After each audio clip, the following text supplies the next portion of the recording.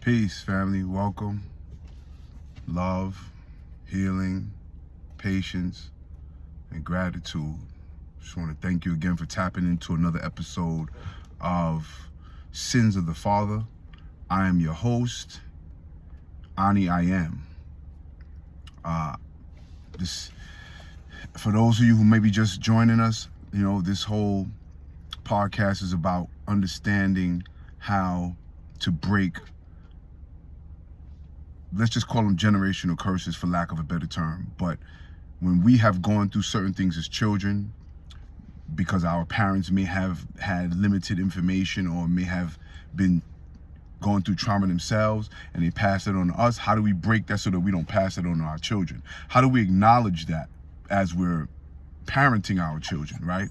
We want to just always be aware of how that works and, be able to identify when there are things that we can change within ourselves to make for a healthier interaction between us and our children.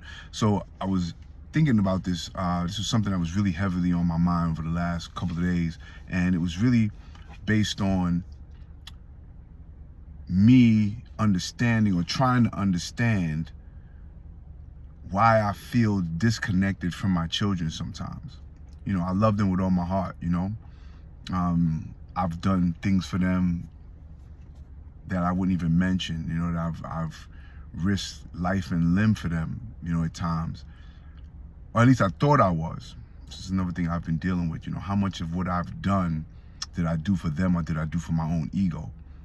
But, that may be another topic at another time. But for right now, I know that I love them to death. I've definitely put forth a lot of energy, time, effort in my own way to help them. And, because as I'm talking this through with you now, I'm saying to myself, did I put all the time, energy, and effort in that I say I did? Because I really want to be honest throughout this whole process. I want to be honest with myself, with you guys, because I want you guys to give me honest feedback. And I've been thinking why do I feel this way? And I'm wondering is it just me? So of course I did some studying and some research and read some articles and things of that nature. I dived into some books that I have to kind of help me to understand what is it? Because honesty is required in these moments, right? Vulnerability and a realistic view of what you may or may not have done. And not just what you feel, because you can fool yourself, so to speak. You can tell yourself whatever you want. Yeah, I did this, yeah, I did that, yeah, I did this, yeah, I did that, and that really just not be the case. So in that, I wanted to just be honest and just say, is there some things that, I need to be honest about? Or am I legitimately in a space where I could say I'm legitimately right? I've done these things and this is a legitimate feeling. Why am I feeling disconnected from them? And then understanding is there some things that I can do to help work on that? Because I don't want to feel disconnected from them. I love them. I want them to feel nurtured. I want them to feel taken care of. I want them to feel heard, understood. I want them to feel like they can be vulnerable and rely on me. I want them to have these different kinds of connections to me, right? And I think that in doing that, it's been, and really diving into myself and my own feelings, I've been saying well, right now, my first thing is to understand, well, why do I feel this way? What is it about me at this particular moment that I'm not feeling connected to them? What is it that's making me not feel connected? Because there is, a deep yearning in my heart to be one with my children. I don't want them to experience any of the lack of attention or lack of acknowledgement that I've experienced. I don't want them to have any of the hangups that I've had. So I really want to dive into that in myself to correct that issue. But I realize that in trying to understand, I got to understand why I feel that way, because there has to be something in me that causes me to feel that way. Because I'm sure most parents adore their children. And of course, we got some left fielders, some wayward people who are just out there and just, crazy, right? But for the most part, I believe that most parents love their children. But then why do they do some of the things that they do? Why do I do some of the things that I do? If I know that I love my children, then there has to be something else that's happening psychologically, emotionally within me that is causing me to do things unintentionally to my children, which is crazy because my shirt says intentional, right? But somehow unintentionally I'm doing things, and then I'm looking back, self-reflecting, taking the responsibility because I want to be accountable. I want to take accountability and saying, I need to change these things. I need to make a difference. I need to change these things. I need to be present in my own spirit, in my own being, to start retraining my thoughts so that I can better express them to my children. Because it's easy to say, I love my children, and then don't do anything to promote that love. Don't do anything to, nurture that love within them. Don't do anything to show them through actions and deeds that you love them, other than to say, I love you every time you walk out the door, every time you drop them off at school, or whatever the case may be. That's not gonna do it. That's not gonna do it. There's another level of expectation. There's another level of necessity in creating that bond, or in opening up, or in showing and proving what you're saying. Because a child is listening to your communication in other ways, right? They're not just listening to your words, because sometimes your words are just words, right? They hear these words in songs, they hear these words on TV, and it doesn't really mean anything. But that hug, that touch, that affirmation of love. I say I love you, but if I don't listen to you, then do I love you? Or do I love just having a child? If I don't hear you and empathize with when you have an issue, if I don't do that, then am I loving you, or am I just there in this space or in this environment with you? And we got to be really mindful of that, because and I don't want to make it sound like I'm saying it in a bad way, because we human beings, sometimes we get things wrong. But in order to change certain things, we have to acknowledge why, because some of these things are rooted in how we may have been treated. Like for me, I know that, I wasn't listened to, I wasn't heard as a child. I wasn't heard. I was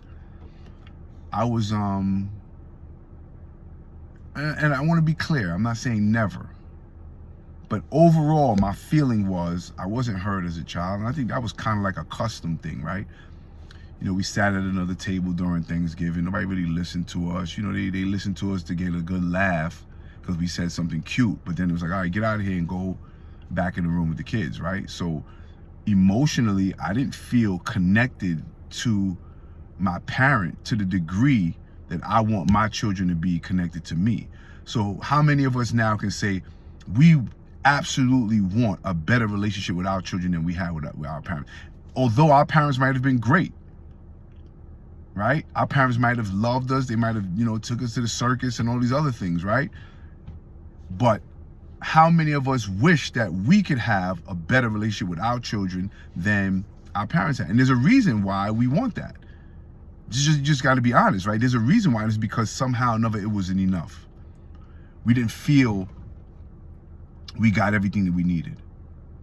We didn't feel that. We didn't feel that we were being given all of the nurturing. We felt like there were times when I felt like I was just kind of chucked to the side, like, get out of here, man. I don't. And then for me, being from a single parent home, I only had one parent to go to, right? So once you chuck me to the side, then I'm running to the street. I'm running to my friends. I'm trying to get validation and awareness and understanding from anybody and anything that's going to listen. So now I can be manipulated by the older guys in the neighborhood, right? I could be manipulated by a woman that makes me feel good, because I need that feeling. And wow, as I just said that, that came back to another thing that I know is a main thing for me is I love intimacy. I love touch from my spouse, or, you know, and when that's lacking, I feel neglected and rejected. So I want to get into that, but I just want to just bring that point up because, wow, that just was a connection for me. Like, that was in real time that I just realized why I have this issue in a relationship where I feel like I need somebody to affirm me through touch, through a hug, through a kiss. I was reading or listening to something where he's saying like a 6-second kiss releases oxytocin, I believe. I might probably saying that wrong, probably messing it up. So if anybody in the chat knows the real word for it, but that 6-second kiss, 20-second hug, 6-second kiss at that point releases oxytocin, which fills you up with a connectivity, a bonding agent, so to speak, right? And as I heard that the other day, it's kind of related. So I don't want to get too far off what I'm doing, but that's very relevant because it goes into what I'm saying. Like, you know, I feel that. So now I know that now I hug and I kiss my children all the time. You know, I hug them, I squeeze them, I make sure that I do that. But that may not be what they need, right? I may be just doing that because that's what I needed. And here it is, an unresolved issue for me is maybe pushing that on to someone who doesn't need that. And maybe they need to hear something. Maybe they need me to back off. Maybe you see what I'm saying? Like, we don't know, because again, we're only utilizing what we have experienced to put that on as that is the way, right? What we have experienced and then how we internalize what we experienced, and it may not necessarily be the right thing. So it's just a lot. And I'm talking about me, and I don't, you know, I know everybody has a unique experience. You know, everybody's parenting or lack of parenting or their childhood was different. Everybody's childhood was different. Everybody internalized their childhood experiences differently than I did mine. I was a thinker, I was an analyzer, I was an observationist, right? So everything I did, I sat down and I cried about it, I thought about it, and I contemplated, I walked around, I ran away, you know, did all kinds of stuff, because that's how I internalized my pain. I internalized my issues, and I wanted to understand, because I always wanted to understand why is somebody doing this to me? Why am I feeling this way? Why? And that's what, everybody doesn't feel that. Everybody doesn't do that. Some people just take it in, and then it becomes a part of their being, and they automatically build up a wall, build up some type of resistance, they build up some type of fight or flight type of situation, and then it just internalizes and it just becomes a part of who they are, and everybody they deal with gets dealt with through that filter. But it's not healthy. It shows a sign of a lack of growth. And when I say this, I'm not saying this with any disrespect to anyone who's going through this, right? Because I'm going through it. So you know already that everything that we talk about on here is based on me and people who have allowed me to share their stories, right? So this is, you know, in relevance to my own experiences that I'm speaking. Everything that I'm talking about is what I've experienced personally and had the time to evaluate through therapy, through just talking, through reading, and through meditation. You know, meditation has been huge for me. So anybody who's not taking meditation seriously needs to reevaluate. Exercise, take that seriously. So again, in this, you know, like I got older children, and I just feel like sometimes I'm disconnected from them emotionally. And I want to connect, and I could be in a room with them and still feel alone and still feel disconnected. And I just wonder, like, why? And then I turn to my friend who, you know, he's been through as much, and again, say this uniquely, he's been through as much trauma as I have. How he processes uniquely is his own way, but he's been through trauma. But I noticed that he speaks his mind to his children. He doesn't care. Like, he is present in that moment. Now, again, he's argumentative. He likes to battle a lot, you know, but that's his way of making sure that he's heard. And I understand that there are some, you know, things with that. But I always wonder, and when I say wonder, meaning like in awe, I'm in awe of how he's able to always be present in that moment with his children.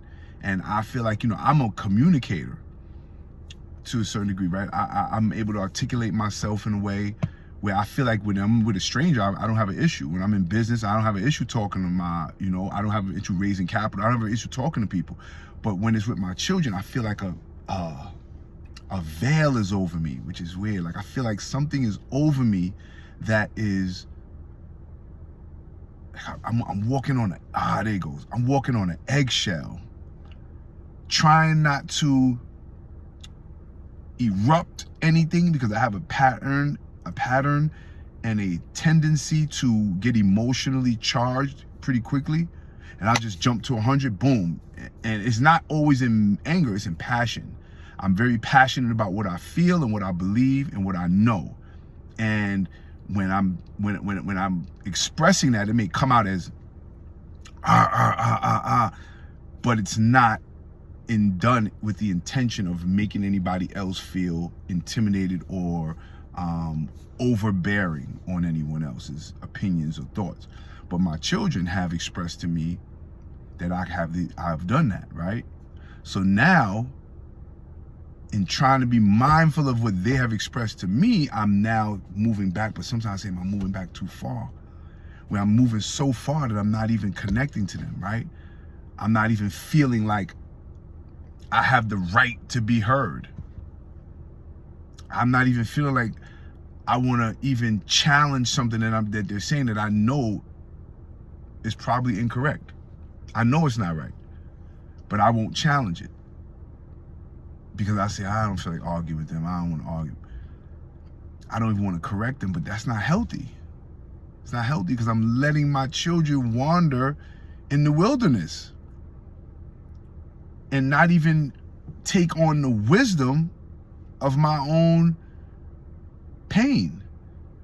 My challenges have grown my wisdom. My struggles have grown my wisdom. And why wouldn't I want to share that with them? But I'm not. And now then I watch them have blunders. I watch them make mistakes. I watch them bump their heads unnecessarily. So I'm in a conflictual situation because I'm saying, so I want to help them. But then at the same time, I'm not doing it because I don't want to cause conflict. So I had to say, well, what is it about me that I